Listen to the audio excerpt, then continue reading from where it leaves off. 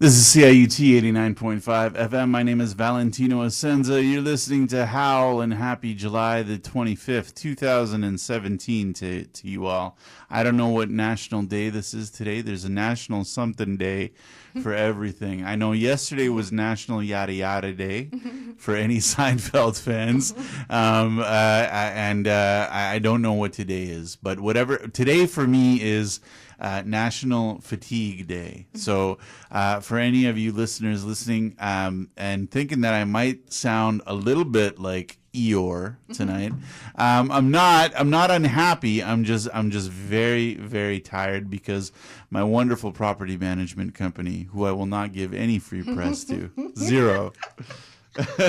I'm not going to give them any free press whatsoever. But what ended up happening was the power in my building went out for a good 7 hours, and it didn't come back on until 2:30 in the morning. So I'm on fumes right now, but I have Joy Thompson in the studio with me. I have Sean Plunkett and Chris Cabasoso on the other side helping me with the sound. Thank you all so much.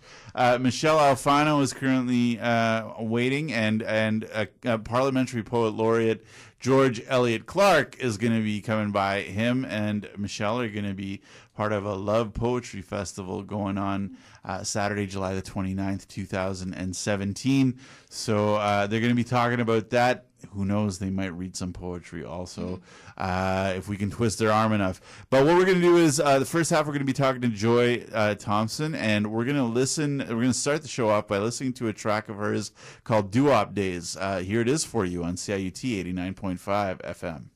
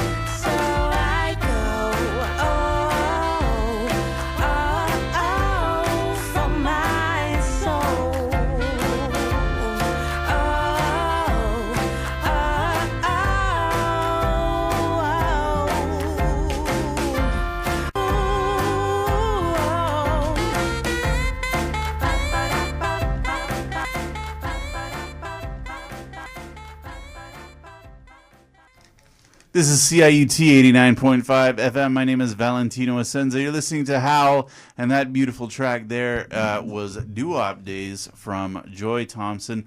I first met Joy Thompson maybe more than a decade ago at a little place on the Danforth called the Renaissance Cafe. We were all part of this wonderful artist community there called Coffee House arts and culture. And for a while, on top of the Tuesday night open mics, I also ran a feature showcase called the Coffee House Showcase that featured a mixture of poets and singer-songwriters. And I believe I did feature you at one of those nights, Joy. And I remember it's just so wonderful always to arrive to the events early and chat with you. And I loved always hearing your music, and it's great that I get to have you on the radio. So please welcome so much. Thank you very much. Okay, so Joy, how long have you been writing songs for? This has been a while. I think I probably wrote my first song when I was about 12. Without a guitar, because I didn't start playing guitar until later. So it's been like about a decade and a half now. Wow. Yeah. Wow. And you seem to have a very versatile foundation in terms of where your sound comes from. I hear listening to your body of work. I hear country, I hear folk, I hear blues, I hear rock and roll, and you're very much going back. There's a little bit of soul as well with what we just heard. Also, are those the foundation? Are for the most part the foundations of your music, and why? And what other sounds? If I missed any, have influenced your music? That's a very good question, because I have so many interests. I like everything from Ella Fitzgerald to Marilyn Manson. So it's actually really hard to pick a genre and narrow it down and stay there, because I'm like, I just want to go everywhere. So I have a lot of influences. I think I started with Oasis, because that's the reason I just picked up the guitar, because I was listening to a lot of Noel Gallagher written songs by Oasis, and that kind of like optimistic sound, even though he may be giving you bad news, but it's just very optimistic in general. So I like to use the kind of like upbeat, like major chords, and tell people, even if I have to tell somebody something negative, I like the major chords to do it.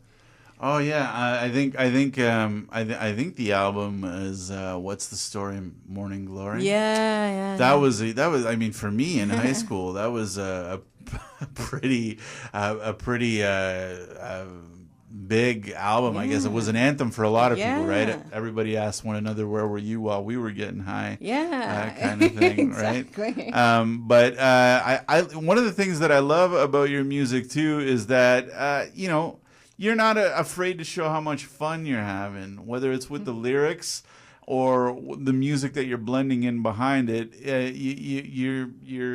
You're having so much fun with it. Should music be fun? And what else should it be? I feel like it should be fun. I mean, unless even when you have something really important that you need to tell people, I feel like it's more helpful for people, and people are kind of living, especially now, like everything's kind of so difficult for a lot of people in a lot of different places. And I feel like music is one of the main things that's always giving people hope. So even if you're tackling a tough situation, to handle it with music that kind of makes them feel good, even when you're giving them information that they need to kind of download and process, to give it to them in a positive way is more helpful than kind of there's a space for like dark and negative stuff, which I like as well. But I feel like in times like this, it can be really difficult to absorb that with everything else that's going on. Yeah, for sure. I mean, and you've been part of the musical landscape in Toronto for a while, and how have you seen it change? You're obviously still very active. In terms of community, like who you're playing with, how have you seen that change? It's strange, because when I started out, it was like MySpace was the big thing. Coffee House, we started Coffee House, and then MySpace came along. We're like, oh, we looked at that, right? So we started out in Coffee House, and then MySpace came along. And then with MySpace, it's the first time you figured out you could speak to just about anybody. Like I was talking to other musicians in Vienna and places like that, and I'm like, this is really, really cool. And at that time, I think it was right before the music industry was kind of sort of dying out in terms of signing people to labels, and independent music was coming in. So people were still hopeful that they could be signed to a record label. So people were really, really, really, really hustling. So you would go and you'd see Uncle Herb. Right. You would go and see, you'd see Uncle Herb. I'd see Uncle Herb. He'd be hitting his like third or fourth open mic. Just people just had that dedication because they just wanted to get the music out there, and there was just a real positive energy in the air. So you'd see a lot of open micers. Like eventually you'd see everyone around and around because you'd go hit like 1 to 3 open mics a day or a night, and you'd hit like maybe 10 of them a week because you were just trying to get your music out there and you were building the community. And I feel like now it's a little more.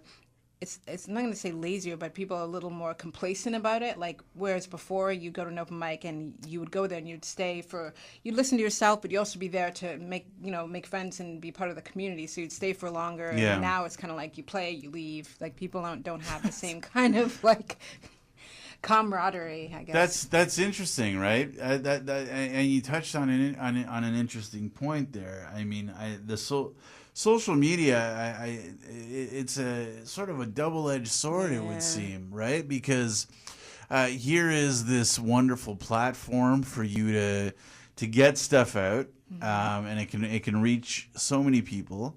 But at the same time, the I guess bringing together people is a tough one. Yeah. I guess the other thing too I wanted to ask you about is the marketing aspect of it nowadays, because I feel like social media can work against you in that respect also, because there are so many ways to market yourself through social media. You don't really know you have to be extremely strategic. So how do you approach that? That's a challenge for me because you kind of have to find your kind of genre, and you have to find your brand, and that's the uncomfortable place for a lot of musicians, where it's like you do have to brand yourself and you have to figure out where you fit in with.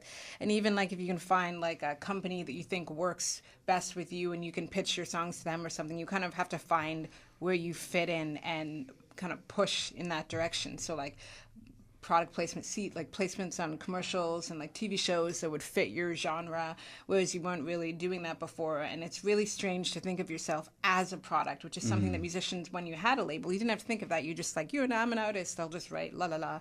But now you kind of have to be like, this is me as a musician, and this is me as a product, and me as a product is pushing this to this person or that person. And it's a strange kind of strange water to maneuver in. It's not just Joy Thompson the artist, Joy Thompson the musician. It's sort of Joy Thompson the brand now as well, it's right? Really weird. Yeah. Really strange. But so one of the things going on with you lately is that you have a new song out, a new single out. I do. And what's the name of the song? That was Doo-Wop Days. We had a bit of technical difficulties, and I am gonna go ahead and blame that on Mercury being in retrograde, because it's been kicking my ass for about a month now.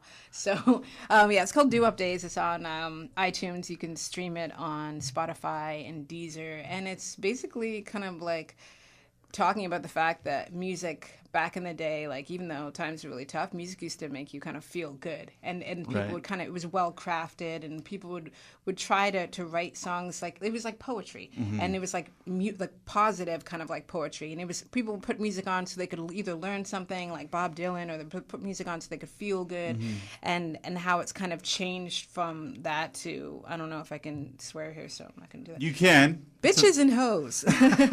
Yeah. So I see though that you've also brought a guitar, and you said that you would be willing to play something for us live, and I'm wondering if you could play something for us Absolutely not, Val. And I'll tell you what. No, I'm just kidding. What is it that you would be playing for us tonight? This song is called All Day, so it's going to be on the EP with Doo-Wop Days and 3 other songs, and it should be out around in September. Okay, excellent. So Joy is just carefully going to take out her guitar. You're going to hear a crash. You're listening. You are currently listening to Howl on CIUT 89.5 FM. My name is Valentino Assenza. If you're on Twitter and Instagram, we're at Howl 895 FM, at Howl 895 FM. I once again thank the wonderful people across the way, Chris Cabasoso and Sean Plunkett. Thank you for all you do. Thank you so much. And I think Joy looks ready to go. Relatively ready. Okay, here we go.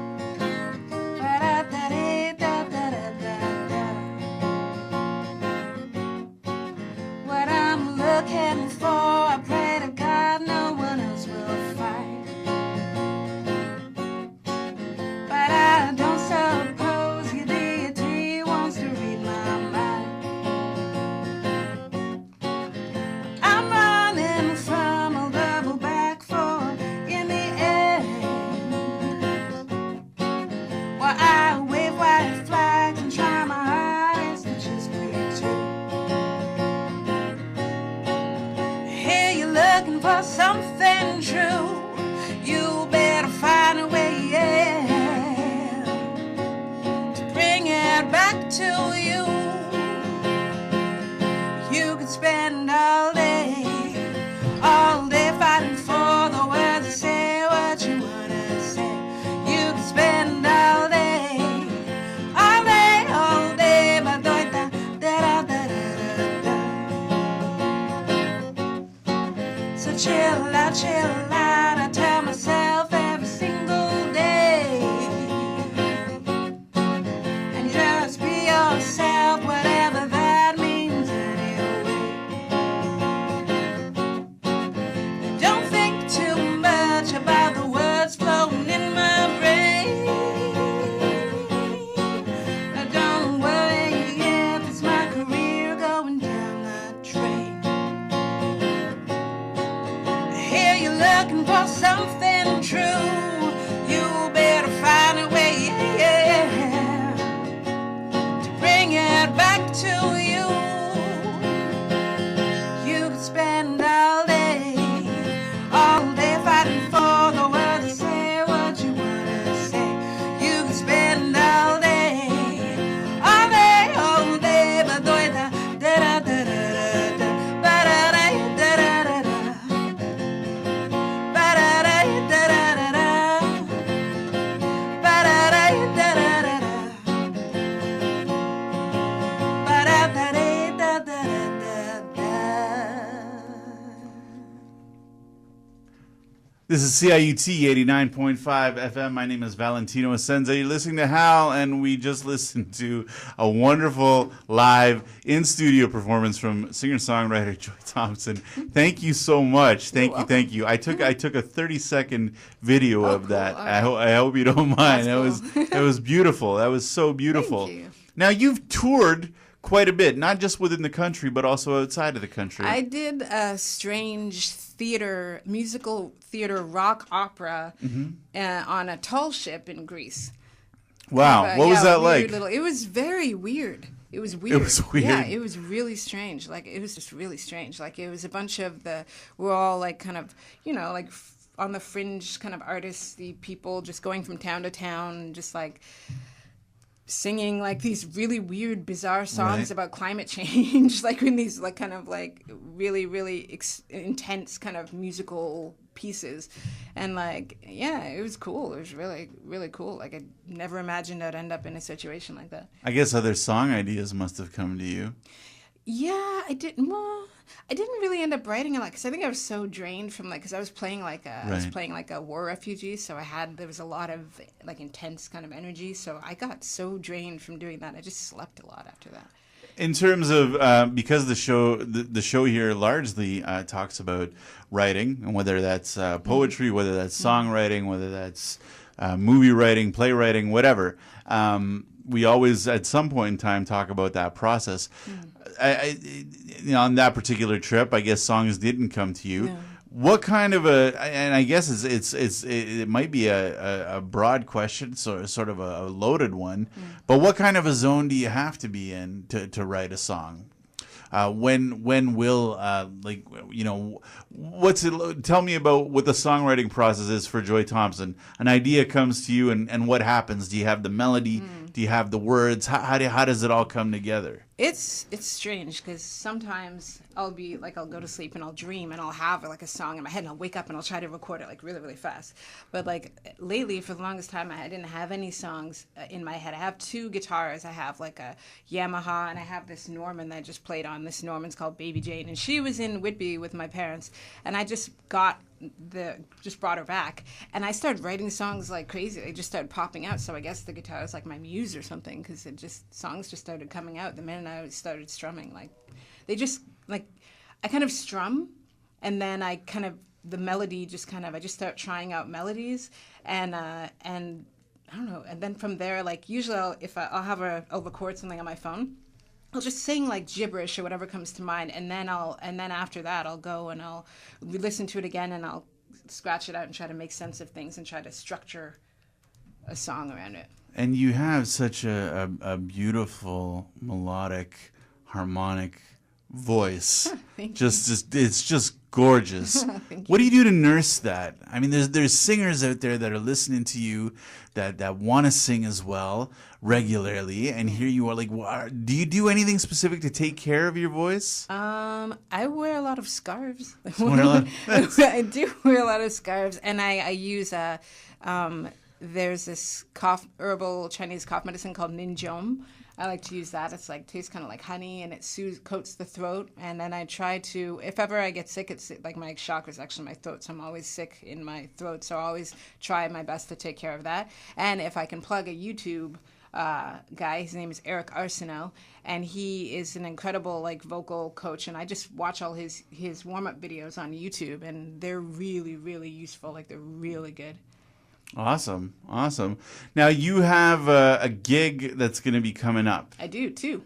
2 gigs. Okay, Yes. Tell us about them. Okay, the one coming up on Saturday. This Saturday is for part of YYZ Live. The City of Toronto is trying to support musicians, which is great. So they've got, I think, something like 150 acts for Canada 150. And I'm one of them, and we're performing at the airport, at Pearson International Airport in Terminal 1 arrivals. Wow. Yeah, at 7 o'clock on Saturday. So That's interesting. I know, right? And I love airports. It reminds me of I don't remember the name of that movie. You know, where they talk about arrivals and departures, and it's arrivals are always so nice. You know the British movie.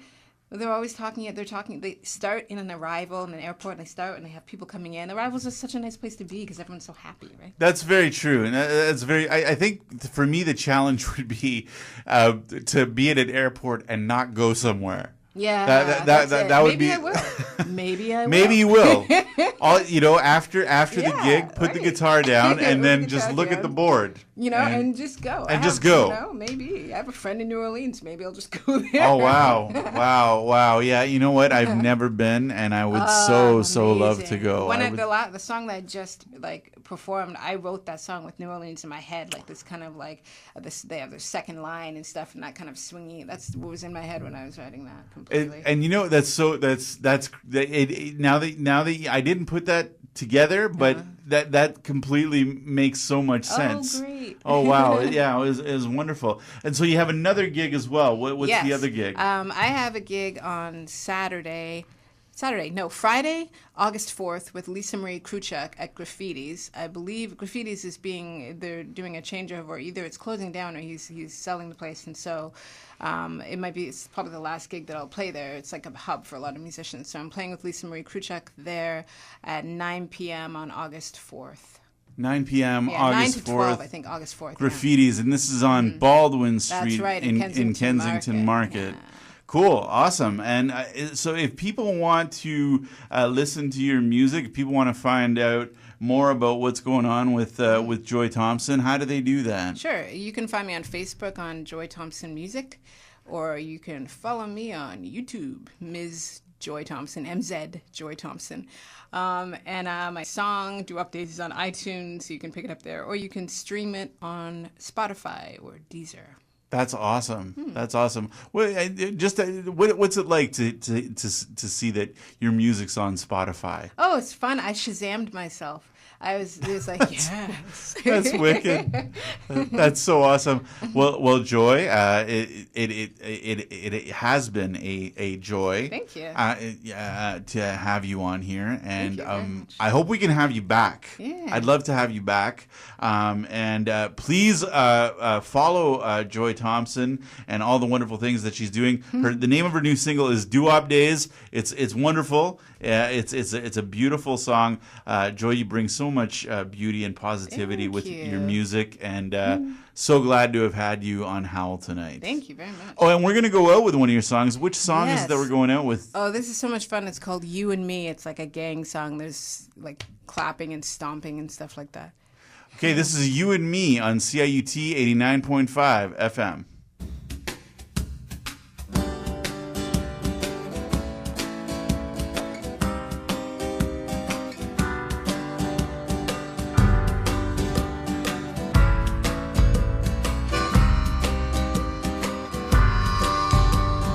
Whoa, if we could be the way that we wanted to be. Whoa, if we could see the way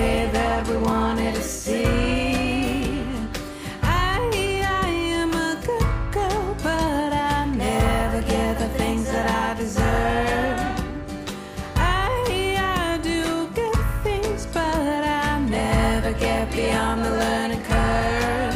You and me, yeah. We're coming up the words of you and me. Said you and me, yeah. We're coming up the words of you and me. Oh, if we could be the girl in the Oprah magazine, I would fix my house and live the entirety of my dreams. We are so damn tired. We park our car beside the flaming fire. Whoa, if we could see, then we'd be better drivers, you and me. Oh, you and me. You and me. You and me. Yeah. We're coming up the woods to you and me. Said you and me. Yeah, you and me. You and me. Yeah. We're coming up the woods to you and me. I met somebody who could give it a whirl. I met somebody who knew how to be a girl in this world. And though she seemed to know exactly what to do, it started bothering me, and it sure bugged the hell out of you too. You and me, yeah. We're coming up the woods to you and me. Said you and me. You and me, yeah. We're coming up the words of you and me, yeah. Hey, you and me. You and me, yeah. We're coming up the words of you and me. Said you and me. You and me, yeah. We're coming up the words of you and me.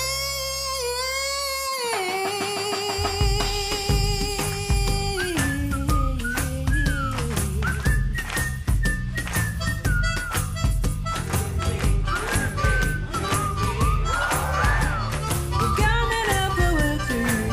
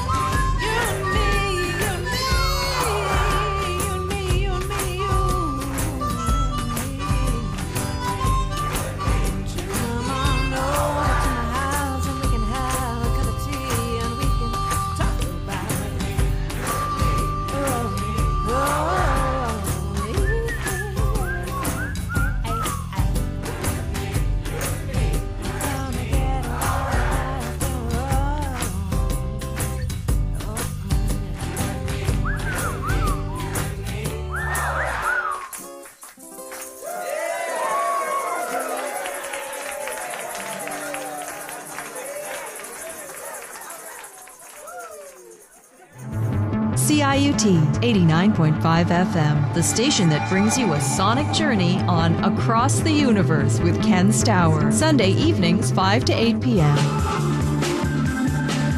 CIUT 89.5 FM, the sound of your city.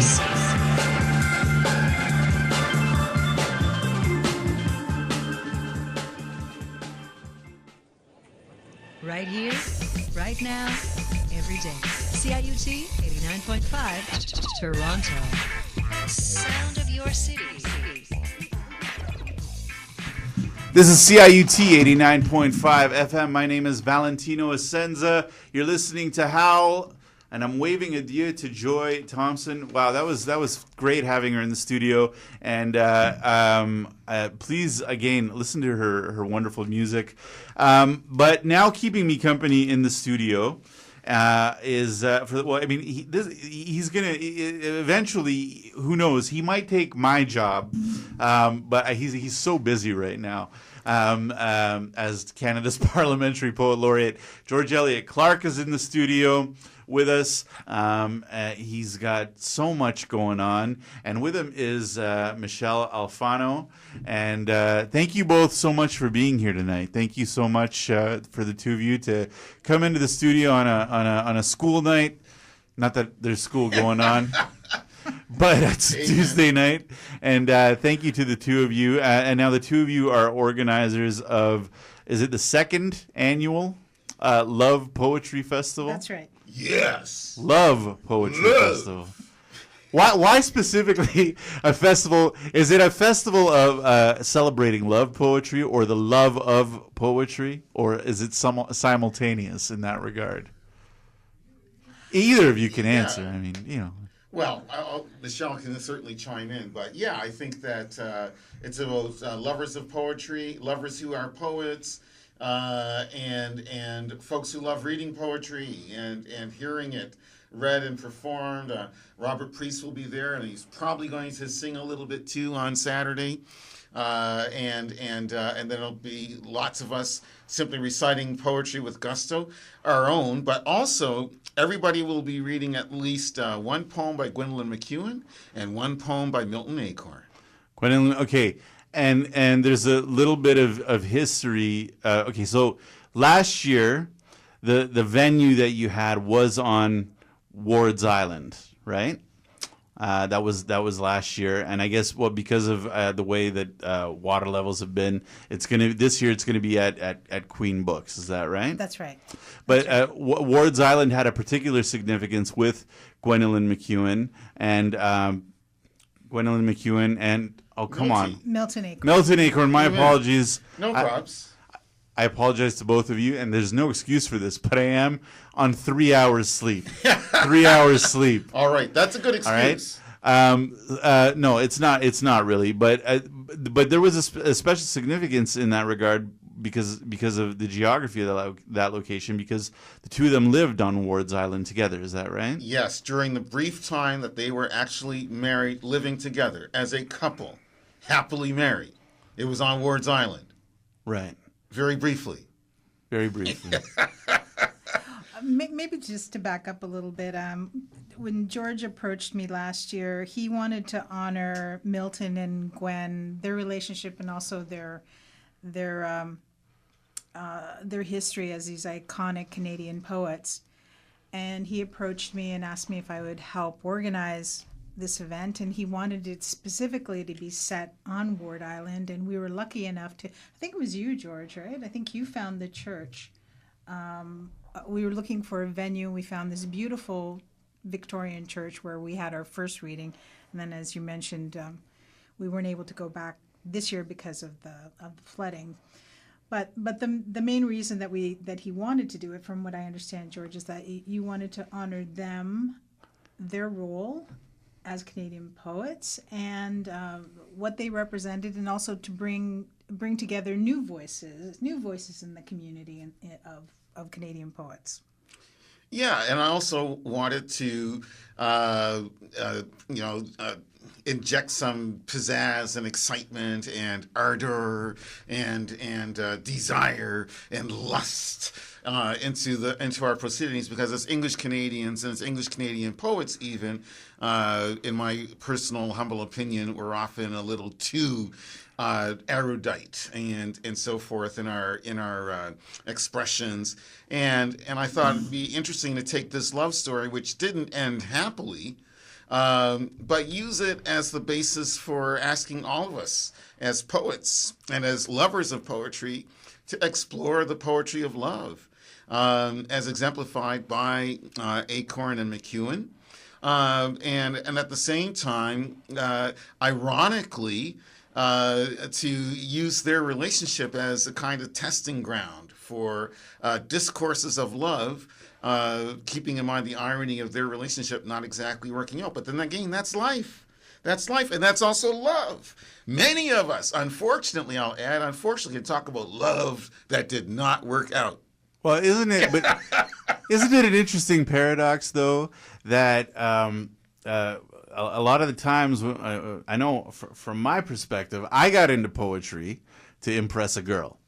Right? I got into it to impress a girl. I was in this production of Lady Windermere's Fan with the on-cue players, and across from the United Church was this bar called Sirens, and there was this beautiful bartender there by the name of Sarah, and I would just sit in the bar and write, hoping that she'd notice me.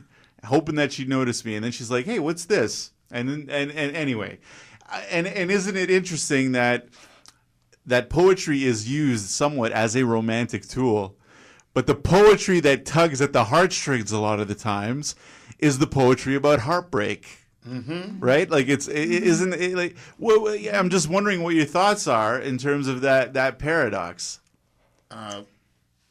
or parallel. Blues and soul, blues and rhythm and blues and funk. There's blues and gospel, blues and spirituals. There's always this mixture of yearning, desire, adoration, and at the same time, suffering, heartbreak, tears with gusto. Yeah, I think, when I'm not an expert like George, obviously, but I know that when I started seriously thinking about poetry and I made a conscious effort to read at least one poem a day, which I've been doing for 3.5 years now. Reading it and using it as an expression for on social media for what's going on in my life. Like sometimes, maybe I'm feeling joyous or I'm feeling unhappy or heartbroken or whatever, and then I go and I seek a poem that will communicate that information for me rather than saying I'm not having a great day. I'll reach back into a classic poem or something new. Many of my friends are poets, and seek out something they've wrote to communicate what I'm experiencing. I think that men are a little more strategic in their love of poetry, perhaps. George? I don't know exactly what to say in response. Maybe we would like to think that we are more strategic, in quotation marks, or maybe tactical. I'm not sure. And you think of some of the famous sequences of love sonnets, Shakespeare's, of course, but then Elizabeth Barrett Browning and her love songs from the Portuguese, supposedly, or sonnets from the Portuguese, rather, I should say, to be correct. And you think of the poems of relatively perhaps strange love poems between Sylvia Plath and Ted Hughes, and especially from her end, where the love is very complicated and very complex and very dark and gothic and painful and torturous and tortuous, and so on, keeping in mind that there's also a whole lot of repressed selfhood, feminist yearning for self-realization that is repressed in Plath's poetry. But when you look at Ted Hughes' birthday letters so many years later, basically the collection of sonnets, or not sonnets, but love poems that he wrote to his late first wife on her birthday every year. And how affectionate and touching that work is. So it just goes to underline the fact, really, that it's completely complex dealing with this most important human emotion, and the way poets have chosen to treat it positively and negatively and just simply and questioningly and so on. And I think as this Love Poetry Festival grows, and continuing to honor Milton Acorn and Gwendolyn McEwen, we're going to continue to see, and we will see more and more different kinds of love poetry, and for that matter, perhaps even anti-love poetry expressed. I mean, yeah, no. When I used to host the Art Bar's Valentine's night. Of course, the guy on the committee, whose name is Valentino, got to host that night every year, and people would bring their love poems and their anti-love poems there all the time. Tell us, so Robert Priest is performing in the. Who are some of the other readers that are going to be there? I think there's Pat Connors. Pat Connors is going to be there. Well, the nice thing is that many of the poets have a connection with either Acorn or McEwen. Like I know, George, we were just talking about how George had heard Milton Acorn read. Karen Mulholland, another poet, knew Gwendolyn McEwen. James and Norma knew Milton Acorn, and I believe that James Deal has written extensively about Milton Acorn. He has. So, I mean, that's a living connection to Milton and probably Gwen as well, given James and James Dale and Norma Linder's strong connections to the 60s poetry community in this city, in Toronto. I myself, I remember a couple of my strongest memories in terms of the poetry scene in Toronto back in the early 1980s when I first came to this city. Involve sharing a beer with Gwendolyn McEwen and Elizabeth Fox, and that was at the Free Times Cafe. And at the time, I was very impressed by the fact that I was at the same table with them and having a beer with them. It was all very, very good. And then I earlier than that, but the same time, spring 1983, I attended the launch of Milton Acorn's last book of poetry. So I didn't know them per se, but certainly they were iconic figures, remain iconic figures, and I'm really glad I had that experience of being able to hear them read and sit next to Gwendolyn. The more I've read Gwendolyn McEwen's poetry, I first heard of Gwendolyn McEwen maybe over a decade ago when they commemorated a park for her.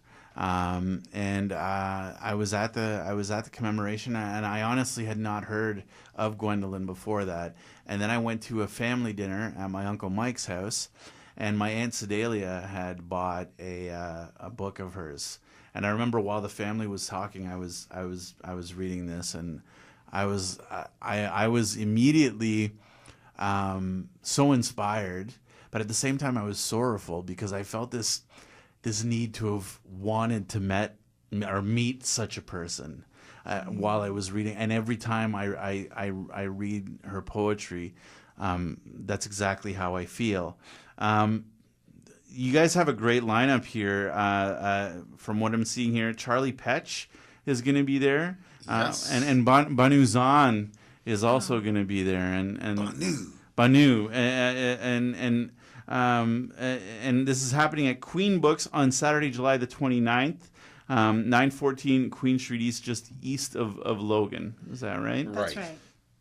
So, on the subject of love and poetry, I'm wondering if you could share with us, George. Perhaps you could share with us. Are you going to share with us a love poem? Yeah, I am. And I'm going to read something from my new book, which is called Canticles 1, 2017 in Roman numerals. And I'm also going to send this poem out as a shout out to Giovanna. Okay. Giovanna, there we go. But the poem is actually about Bobby and Betty Browning. Okay. So it's Bobby and Betty, Anatomy of a Marriage. Okay. And it's not entirely clean.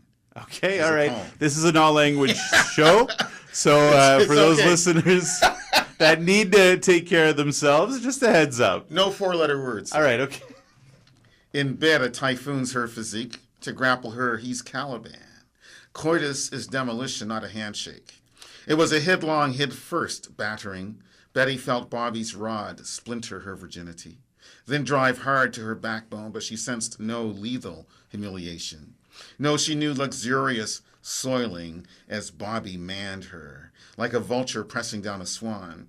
She'd never felt more exhilaratingly free, heaving her humping rump up and down the proud poet's protrusion. She saw her unbound hair wrap over his face while her thighs rocked, shining with a bitch's splendor, until B and B were one seething cauldron molded tight, their pelting, pivoting flesh brewing indestructible bliss.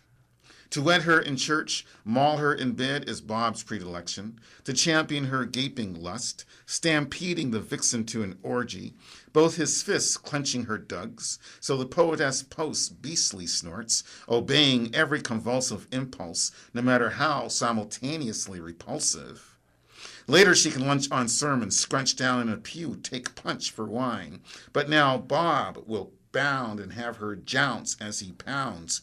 Happiness ends with P-E-N-I-S. Betty sprawls, unmistakably spunked. Anyway, Bob's fed up with serving girls. He scarfed hordes of whorish waitresses, for cheating has been his discretion, to tongue a lady's teat, her roseate nipple thrust out, or to chafe her chafing sex, is as unforgettably joyous as prevailing in a feud. Yet it's best to have a wife, and then have her immortalize in sporting abstractions every jolting orgasm as so-called sonnets from the Portuguese. This is CIUT 89.5 FM. My name is Valentino Assenza. You're listening to Howl.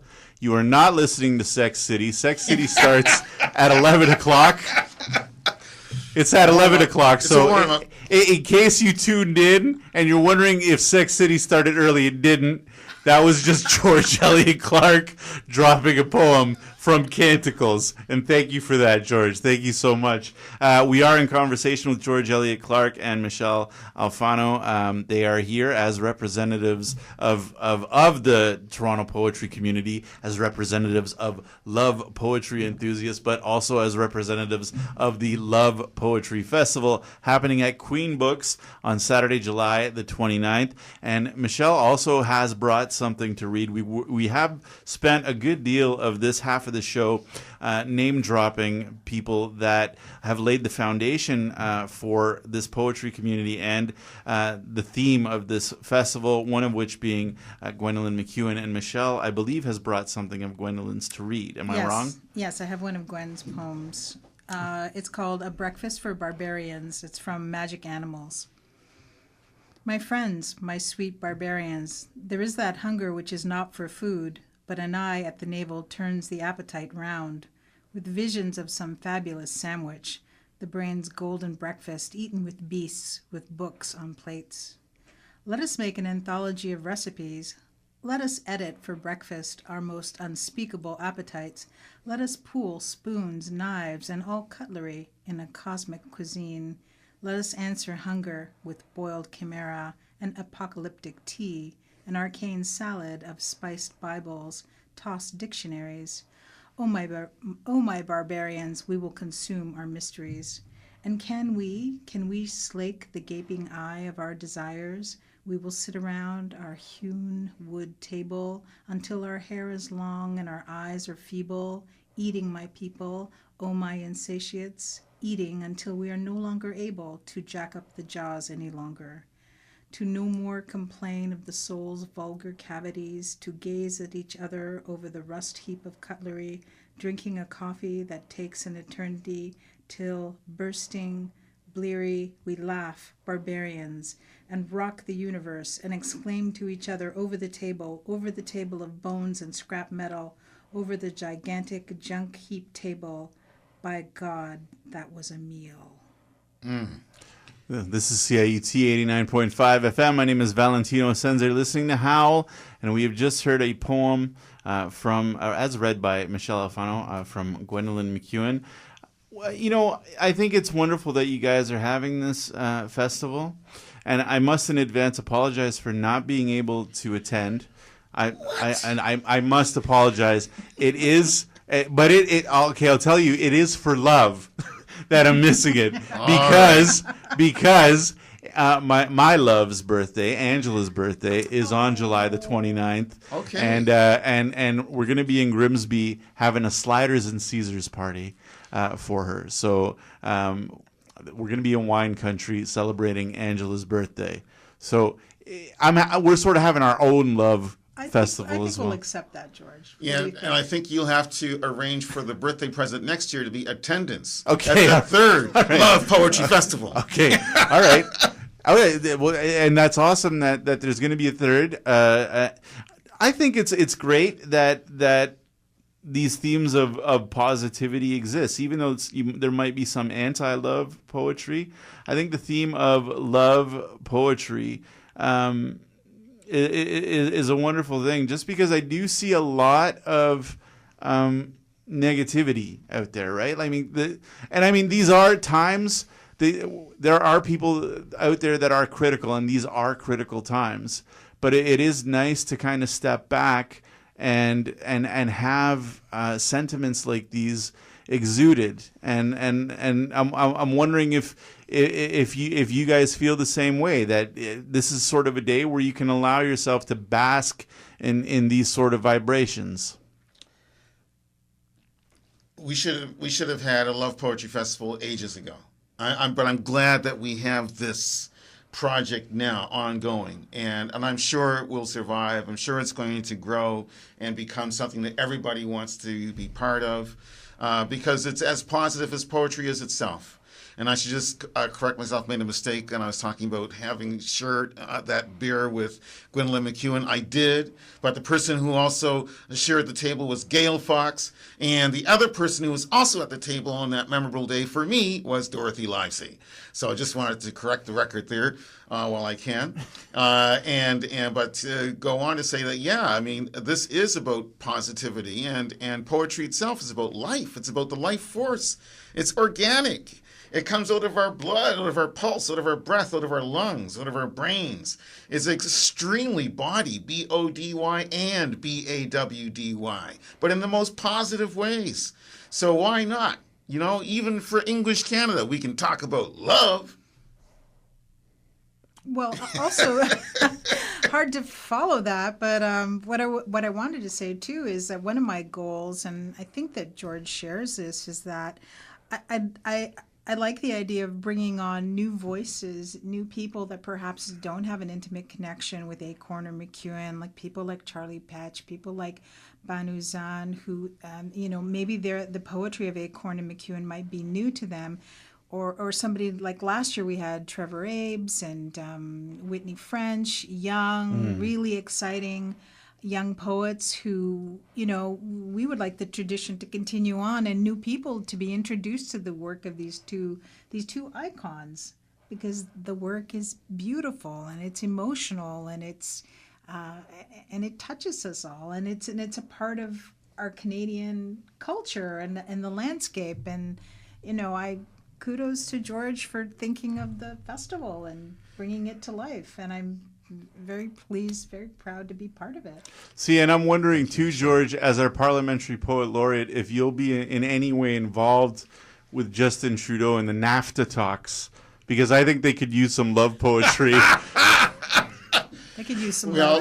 Let love just break out everywhere. Putin and Trump and Trudeau and so on. I think that a little bit of love in the international scene could go a long ways.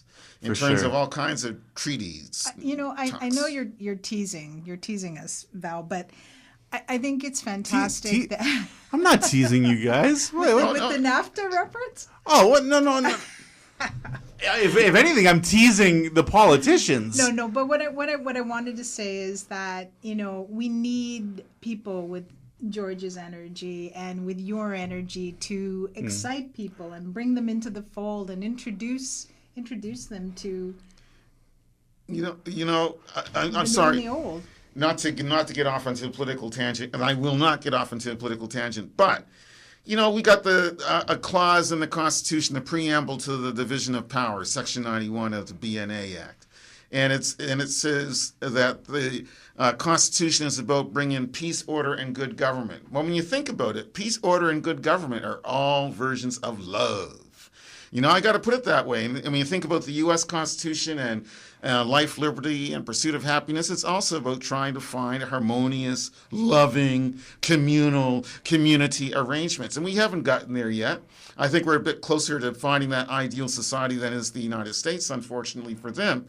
But we still have a long ways to go. But I think it is the poets, the unacknowledged legislators, who must lead the way in terms of demonstrating what a just society, a loving community really looks like and sounds like. And to that, I will say amen, and thank you so much, George. And I just want to reiterate again, Saturday, July 29th, and that is 5 to 7 p.m. Queen Books, 914 Queen Street East. It's the Love Poetry Festival. Please go to it, guys. Michelle, Alfano, and George, Elliot, Clarke, thank you so much for coming by the studio. I wish we had another hour to talk about things, but we are out of racetrack, so thank you so much. Thank you. Valentino, thank you. Thank you. so much. And thank you, Howl. Thank you also to Sean and Chris across the way for making us sound fantastic, or helping us to sound fantastic. And Nancy Bullis will be back next week. And please stay tuned for Sex City. They actually might be calling George to go into their studio. Who knows? But Sex City will be on at 11 o'clock. And I will see you all in 2 weeks. God bless. Peace, love, and blessings to all of you. Take care now.